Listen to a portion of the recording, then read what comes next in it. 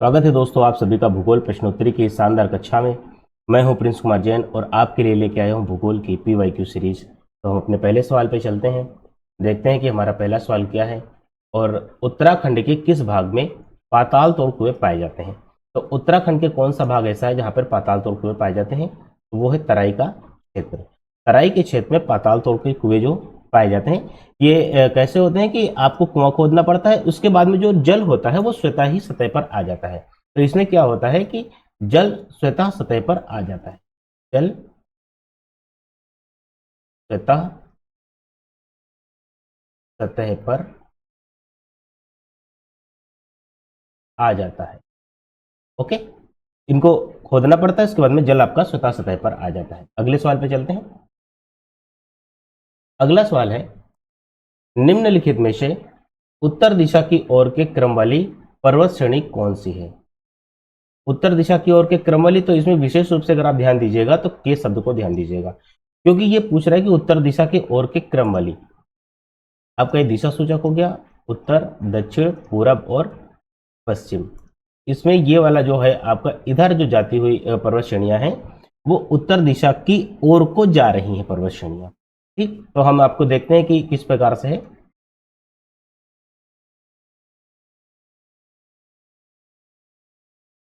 हाँ, ये जैसे भारत है,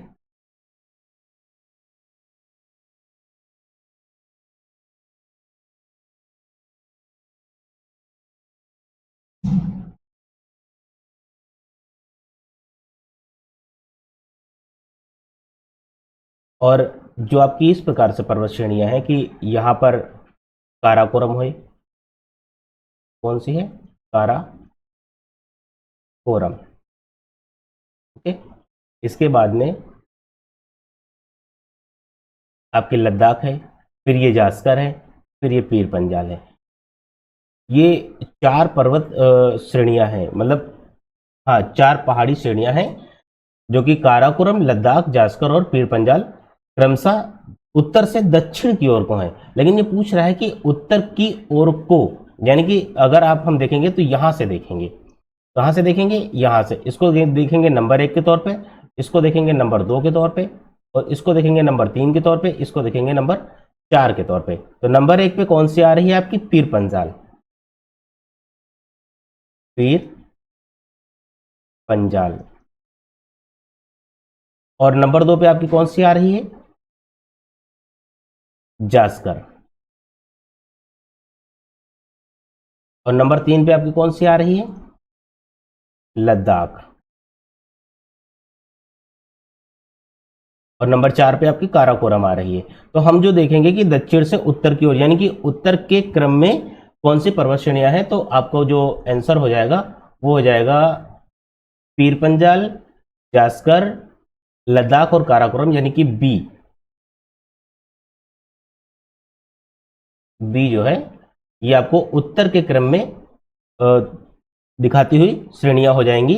अगर यहां पर इस के की जगह पर से लिखा होता, क्या लिखा होता, से, तो अगर उत्तर की दिशा की ओर से क्रम वाली पर्वत श्रेणी बताइए, तो उत्तर की दिशा की ओर से क्रम जब हम बताते तो इसका क्रम उल्टा हो जाता।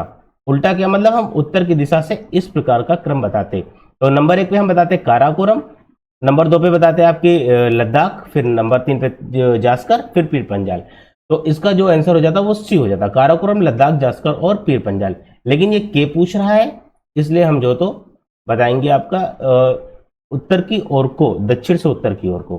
अगले सवाल पे चलते हैं।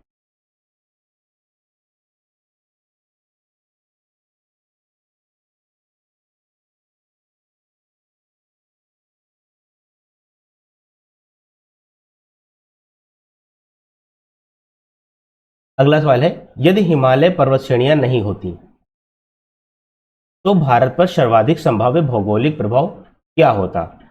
कोड नंबर 1 दिया है, देश के अधिकांश भाग में साइबेरिया से आने वाली शीत लहरों का अनुभव होता।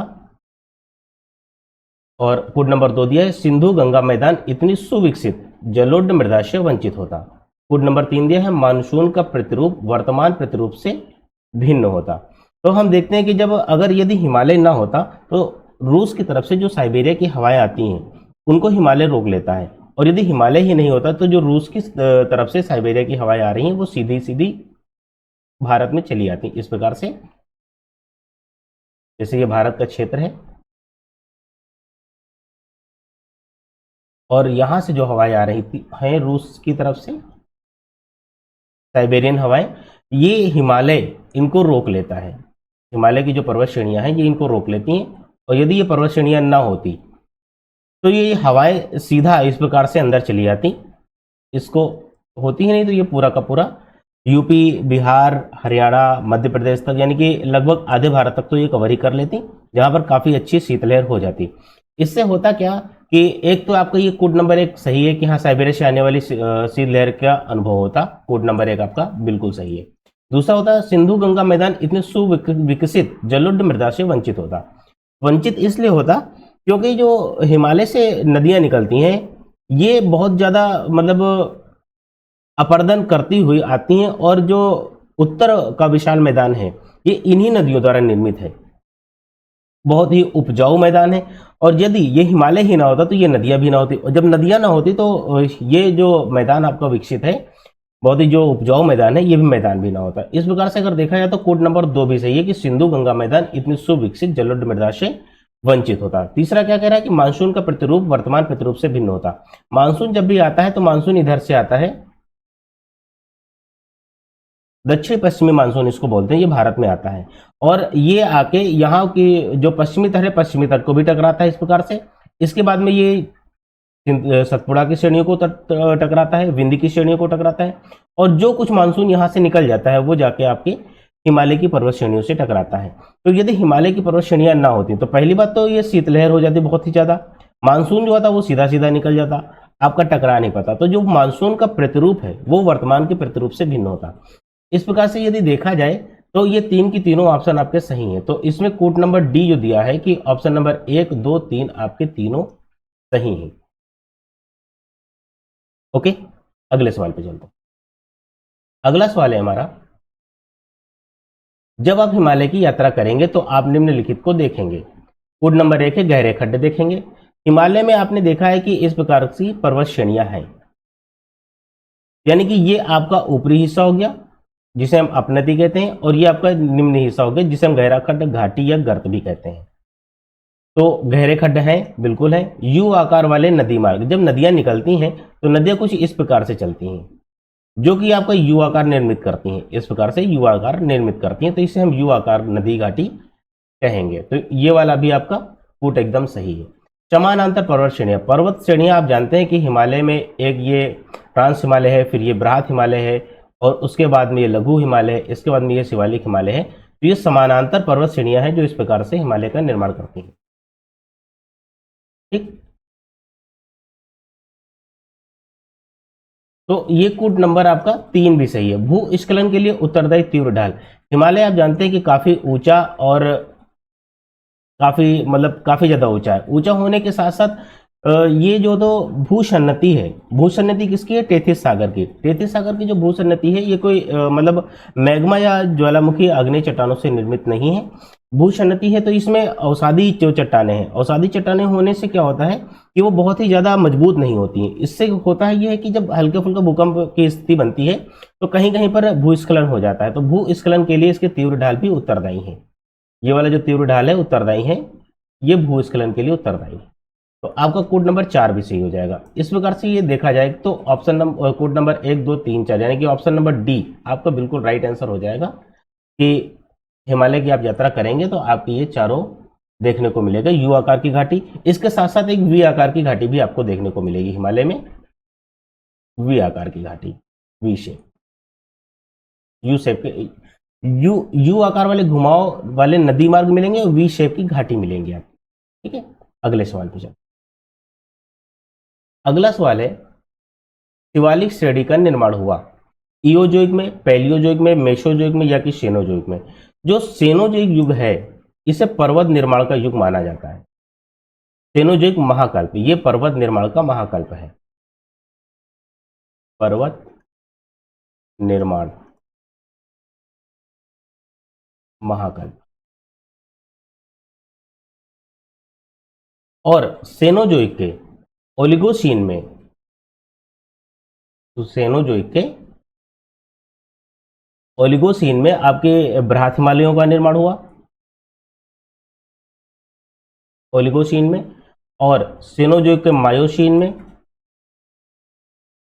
लघु हिमालय का निर्माण हुआ। एक मिनट में लिख दूं, लघु हिमालय, और ओलिगोसीन में बृहत हिमालय।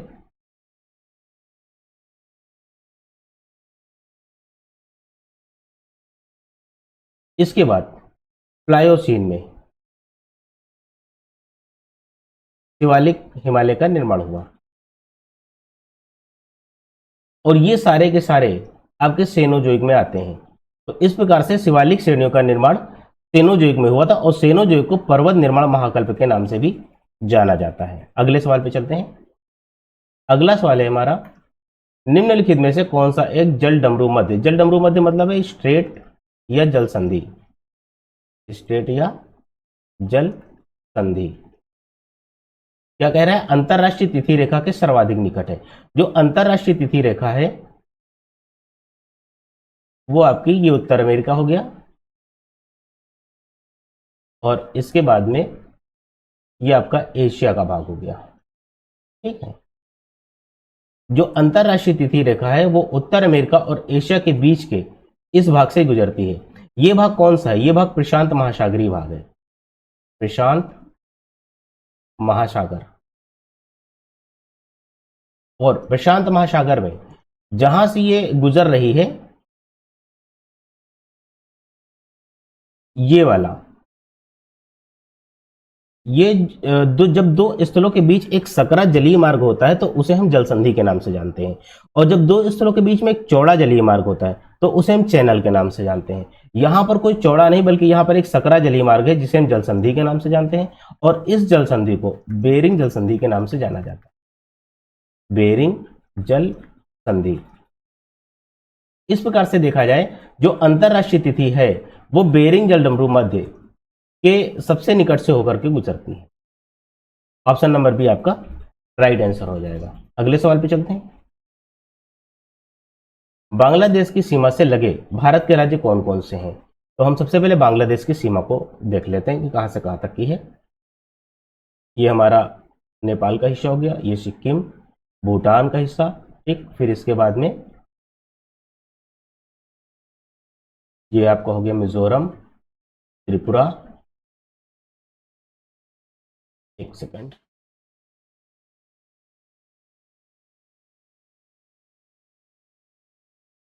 मिजोरम, त्रिपुरा, और ये जो बीच का हिस्सा हो गया ये बांग्लादेश हो, बांग्लादेश। अब देखते हैं कि कौन कौन सी सीमाएं बांग्लादेश को टच करती है। यहां पर एक राज्य है मेघालय। कौन सा राज्य है? मेघालय। और ये वाला जो राज्य है ये आपका है पश्चिम बंगाल। कौन सा?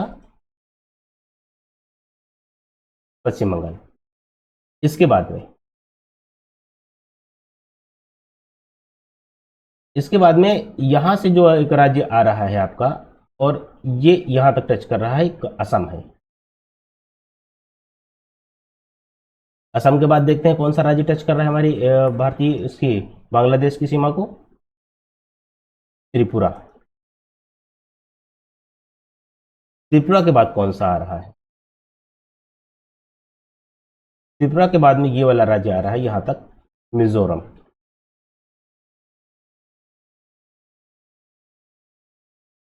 तो पश्चिम बंगाल, मेघालय, असम, त्रिपुरा और मिजोरम, ये 5 राज्य, भारतीय राज्य बांग्लादेश की सीमा को स्पर्श करते हैं। तो इसमें हम ऑप्शन देखते हैं कि कौन कौन सा है। पश्चिम बंगाल स्पर्श करता है, नागालैंड नहीं करता है, असम करता है, मेघालय करता है। यहां पर ये नहीं करता है, इसका मतलब ये कूट गलत हो जाएगा। अगला देखते हैं, नागालैंड नहीं करता है, असम करता है, सिक्किम नहीं करता है, पश्चिम बंगाल करता है, ये वाला कोड भी गलत हो जाएगा।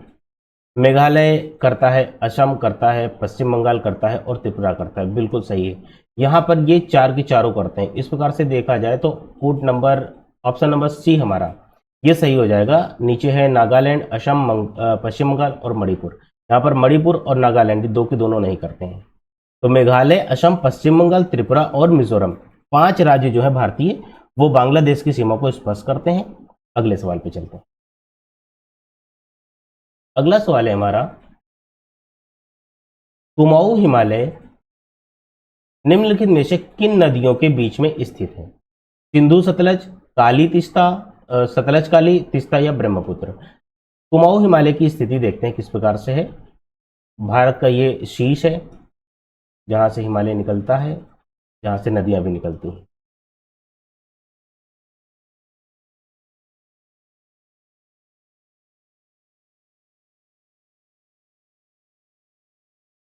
ये नदी जो आ रही है यहां से निकल के, ये सिंधु नदी है, सिंधु नदी। इसके बाद में ये नदी एक आ रही है, ये है सतलज। कौन सी नदी है? 2 नंबर लिखते हैं इसको, 2 नंबर पे सतलज। सतलज के बाद में एक नदी हम देखते हैं कौन सी है। इस प्रकार से नदी आ रही है जो कि उत्तराखंड से होते हुए जा रही है। ठीक, 3 नंबर की नदी है ये। 3 नंबर की नदी है काली। काली नदी उत्तराखंड से होते हुए जा रही है, उत्तराखंड।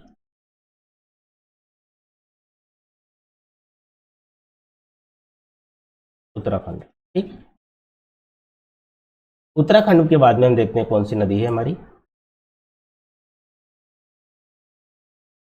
यहां पर एक नदी है इस प्रकार से, जो कि तीस्ता नदी के नाम से जानते हैं इसको हम। 4 नंबर है तीस्ता, ये नेपाल से होकर जा रही है।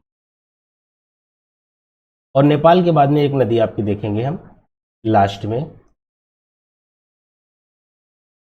लगभग लगभग ये अरुणाचल प्रदेश, हाँ अरुणाचल प्रदेश में ही आती है। यहीं इसके आसपास से निकलती है, मानसरोवर के आसपास से अरुणाचल प्रदेश में जाती है। 5 नंबर की नदी है, इसे हम दिहांग नदी कहते हैं। और दिहांग नदी असम में होकर जाती है। तो ये जो हिमालय का बीच वाला हिस्सा है,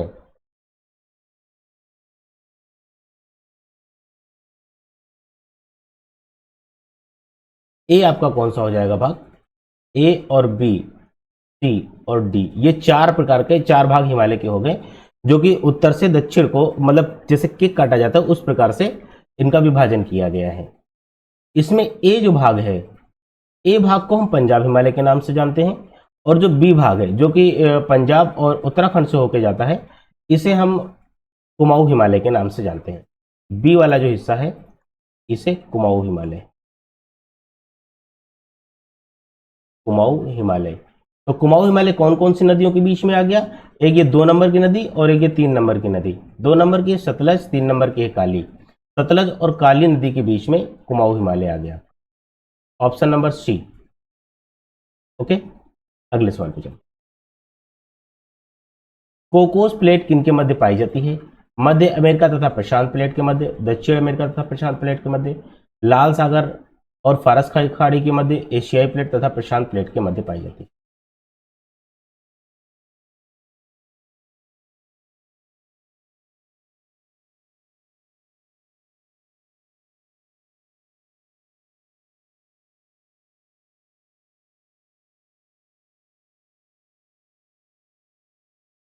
कोकोस प्लेट कहाँ पे पाई जाती है? चित्र में बना रहा हूं, जैसे ये आपका हो गया उत्तर अमेरिका। उत्तर अमेरिका के बाद में यहां से होता हुआ ये मध्य अमेरिका का हिस्सा जाता है। और मध्य अमेरिका के बाद में ये आपका दक्षिण अमेरिका का हिस्सा जाता है। ठीक? ये वाला जो हिस्सा प्लेट है,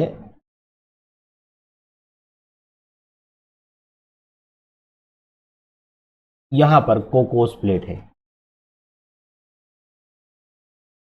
कोकोस प्लेट। और कोकोस प्लेट के इधर अगर देखा जाए तो ये जो हिस्सा है ये प्रशांत महासागरीय प्लेट का हिस्सा है। एशिया के इधर को भाग को टच करता है। इधर उत्तर अमेरिका, इधर दक्षिण अमेरिका। इस प्रकार से ये कौन सी प्लेट होगी? प्रशांत महासागरीय प्लेट। प्रशांत महासागरीय प्लेट। ठीक, पूछ रहा कि कोकोस प्लेट किन के मध्य पाई जाती है? तो एक तो ये प्रशांत महासागरीय प्लेट हो गया और दूसरा आपका हो गया ये मध्य अमेरिका के मध्य। ऑप्शन इसमें कौन सा दिया हुआ है? मध्य अमेरिका तथा प्रशांत प्लेट, ये सबसे ए नंबर दिया गया है। मध्य अमेरिका तथा प्रशांत प्लेट के मध्य कोकोस प्लेट पाई जाती है। ठीक, अगले सवाल पे चलते हैं। निम्नलिखित नगरों में से कौन सा एक भूमध्य रेखा के सर्वाधिक निकट है? कोलंबो, जकार्ता, मनीला और सिंगापुर। भूमध्य रेखा 0 डिग्री भूमध्य रेखा, 0 डिग्री भूमध्य रेखा के जो सर्वाधिक निकट है, यानी कि कोई एक देश हो जो बिल्कुल यहाँ पे स्थित हो और कोई देश यहाँ पर स्थित हो, तो जो ये वाला देश होगा ये सर्वाधिक निकट माना जाएगा। ठीक, देखते हैं कोलंबो कहाँ पर स्थित है। कोलंबो की जो स्थिति है वो 6 डिग्री 55 मिनट उत्तर में स्थित है। कोलंबो के बाद में जो जकार्ता है, जकार्ता 6 डिग्री 12 मिनट दक्षिण में स्थित है। जो मनीला है, मनीला आपका 14 डिग्री 35 मिनट उत्तर में स्थित है। इसके बाद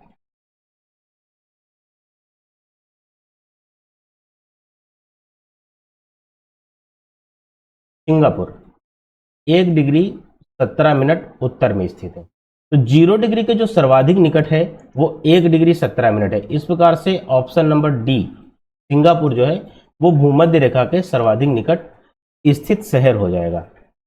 आज के लिए इतना ही, मिलेंगे किसी और वीडियो में, तब तक के लिए जय हिंद।